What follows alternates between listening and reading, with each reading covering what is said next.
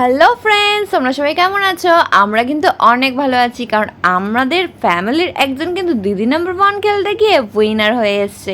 তো সে হচ্ছে আমার ছোট মামি। দেখো কত কিছু নিয়ে চলে এসছে।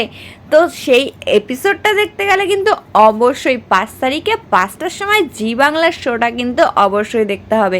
চলো দেখতে থাকো কত গিফট পেয়েছে আমার মামি। আমরা সবাই কিন্তু অনেক এক্সাইটেড। দেখো আমার মামি কিন্তু এইদিকে চা আর দিদি নাম্বার 1-এর বিস্কুট নিয়ে রেডি হয়ে গেছে। তো আমরা সবাই মিলে চায়ের সাথে আর দিদি নাম্বার 1-এর বিস্কুটের সাথে এনজয় করে সমস্ত গিফট দেখতে চলে এসেছি।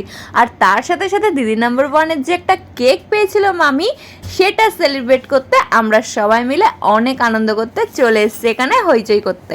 আমার মামি তো অনেক খুশি, কিন্তু তার থেকেও বেশি খুশি হয়েছিল আমাদের ফ্যামিলির সবাই, কারণ ফ্যামিলির মধ্যে একজন দিদি নাম্বার 1-এর উইনার হয়েছে, মানে ব্যাপারটাই অন্যরকম। তো সবাই কিন্তু অনেক খুশি হয়ে এই কেকটা আমরা কেটে নিলাম।